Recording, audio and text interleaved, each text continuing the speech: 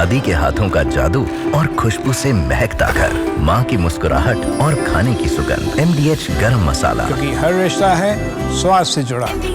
वही रूस के यूक्रेनी मोर्चों पर हवाई हमले हुए। यूक्रेन के 4 पैट्रियट डिफेंस सिस्टम तबाह हो गए। यूरोप से मिले थे यूक्रेन को पैट्रियट सिस्टम। तो 4 पैट्रियट डिफेंस सिस्टम इस हमले में तबाह हो गए हैं। आपको बता दें कि यूक्रेन इस डिफेंस सिस्टम का इस्तेमाल रूस के खिलाफ कर रहा था, जो यूरोप के द्वारा उपलब्ध कराया गया था।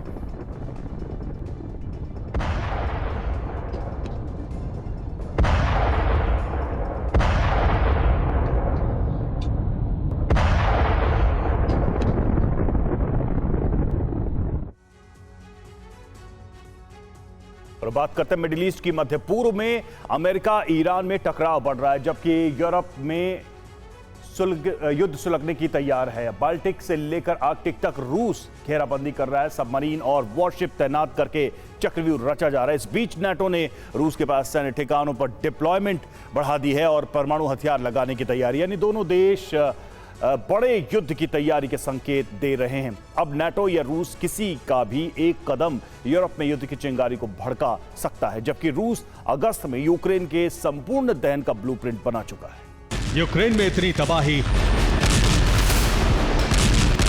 इतना बारूद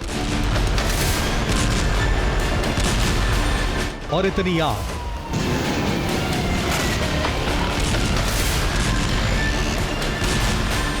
इसके लिए अगर ज़ेलेंस्की जिम्मेदार हैं तो उन्हें उकसाने वाले नेटो देश भी बराबर के भागीदार हैं।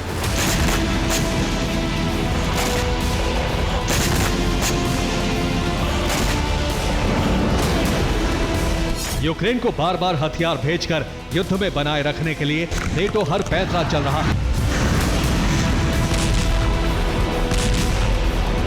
क्योंकि नेटो पुतिन के ब्लूप्रिंट को लेकर भयभीत है।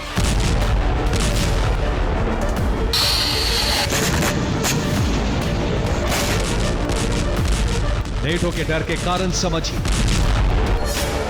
अगर यूक्रेन का खात्मा हो गया तो पुतिन रुकेंगे नहीं, रूस का विस्तार करेंगे, जिसके लिए सबसे पहले बाल्टिक देशों पर हमला कर सकते हैं, यानी लिथुआनिया, लातविया और एस्टोनिया। बाल्टिक देशों के बाद नॉर्डिक देशों पर अटैक कर सकते हैं, जिसमें फिनलैंड, स्वीडन, नॉर्वे शामिल हैं। हालांकि रूस के टारगेट पर पोलैंड पहले नंबर पर है, क्योंकि वहां से हथियार सप्लाई का रूट है।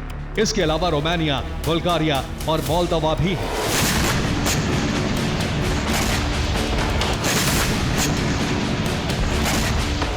अगर ऐसा करने में रूस कामयाब हो जाता है तो नेटो को नियम 5 के तहत रूस पर सीधे हमले करने का अधिकार मिल जाएगा। फिर नेटो फ्रंट फुट पर आकर रूस में तबाही करेगा।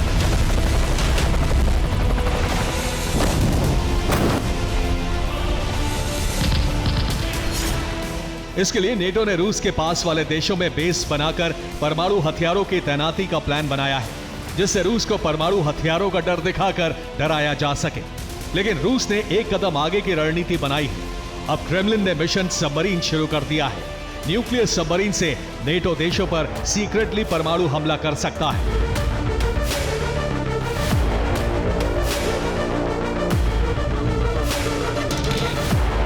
जबकि रूस पहले ही अपनी नेवल फ्लीट को बाल्टिक से लेकर आर्कटिक तक तैनात कर रहा है।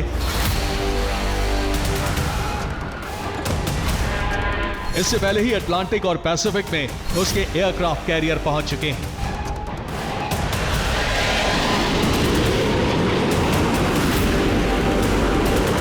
यानी बस पुतिन का एक संकेत और समंदर में बारूदी घमासान आरंभ। सिर्फ यूरोप ही नहीं बल्कि अमेरिका तक सीधे हमले का ऑपरेशन रूस कभी भी शुरू कर सकता है।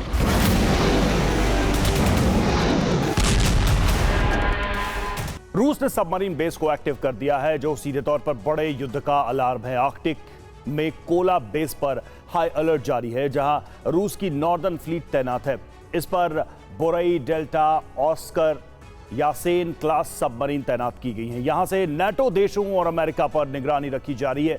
इसके अलावा पैसिफिक फ्लीट भी तैयार है, जो प्रशांत महासागर में मौजूद है और कामचाटका बेस पर है, जहां बोरई, ऑस्कर और किलो क्लास सबमरीन हमले के लिए तैयार है। इसके जरिए रूस इंडो पैसिफिक में प्रभाव बनाकर रखता है। साथ ही black Sea fleet Sevastopol base तैनात है। यहां रूस ने किलो क्लास सबमरीन को लगाया है जो यूक्रेन पर बड़े हमले करने के लिए तैयार है। इसी तरह Baltic Sea fleet Kaliningrad base पर वॉर रेडी है जहां किलो क्लास सबमरीन लगाई गई है। इससे बाल्टिक देशों पर निगरानी की जाती है। खास बात यह है कि आर्कटिक और पैसिफिक में रूस ने बोरई क्लास सबमरीन लगाई है जो न्यूक्लियर सबमरीन होती है।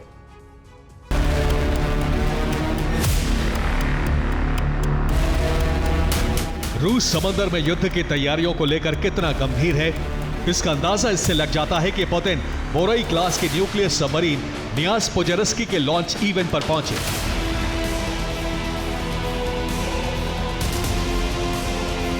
पुतिन के साथ naval commander in chief admiral Alexander Moiseyev भी थे। सेवरोवोड-विन्स्क में रूस का सबमरीन प्रोडक्शन प्लांट भी है और ये एक न्यूक्लियर सबमरीन बेस भी है।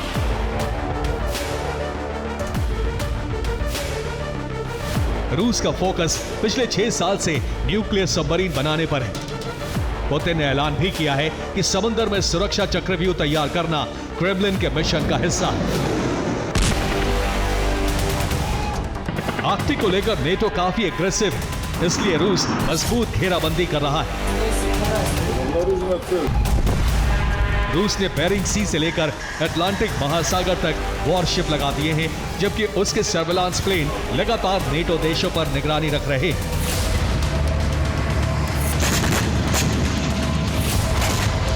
रूस बाल्टिक से लेकर आर्कटिक तक ऐसा चक्रव्यूह तैयार कर रहा है जिससे नेटो हमला करने से पहले 100 बार सोचे।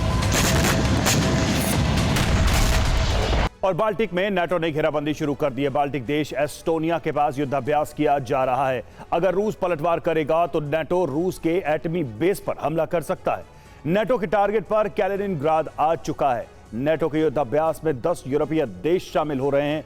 बाल्टिक देशों के अलावा ब्रिटेन, फ्रांस, जर्मनी भी वॉर ड्रिल में शामिल है। साथ ही चारों नॉर्डिक देश भी ड्रिल में शामिल हो चुके हैं। बाल्टिक से आर्कटिक तक युद्धाभ्यास किया जा रहा है। रूस के समुद्री सीमा के पास तक पहुंच चुके हैं नाटो के शिप और बेलारूस के एयर स्पेस पर भी नाटो जेट पहुंचकर रूस को चैलेंज कर रहे हैं। रूस जो तैयारी कर रहा है उससे पेंटागन में हड़कंप मचा है, क्योंकि रूस का फोकस जमीनी लड़ाई से ज्यादा आसमानी और समंदर से जंग पर है।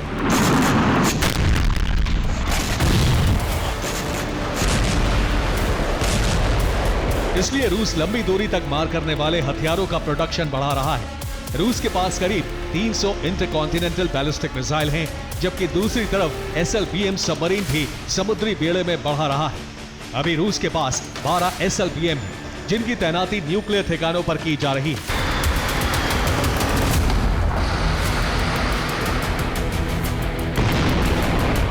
रूस नेटो को बता देना चाहता है कि न सिर्फ परमाणु ताकत बल्कि मिसाइल पावर और सबमरीन पावर में भी वो सबसे आगे है। उसके जेट भी दुनिया में कहीं भी तबाही मचाने का दम रखते हैं और उसकी वॉरशिप इसकी नुमाइश अभी तक की सबसे बड़ी वॉर ड्रिल में करने जा रहा है। रूस ने नेवल एक्सरसाइज का ऐलान किया है, जिसमें 150 वॉरशिप हिस्सा ले रहे हैं। 120 एयरक्राफ्ट बाल्टिक से आर्कटिक तक उड़ान भरेंगे और 15,000 सैनिक इस ड्रिल में शामिल हो रहे हैं। पैसिफिक, आर्कटिक, बाल्टिक और कैस्पियन सागर में एक साथ बारूद बरसाया जा रहा है। दरअसल ये सीधे तौर पर नेटो को चुनौती है कि अब यूक्रेन के खात्मे का वक्त आ गया है। अगर रूस को रोकने के लिए नेटो का कोई भी देश आया तो रूस जल, थल और नभ से विध्वंसक पलटवार के लिए तैयार है। Bureau report, TV9 Bharat. दादी के हाथों का जादू और खुशबू से महकता घर, माँ की मुस्कुराहट और खाने की सुगंध। MDH गरम मसाला, क्योंकि हर रिश्ता है स्वाद से जुड़ा।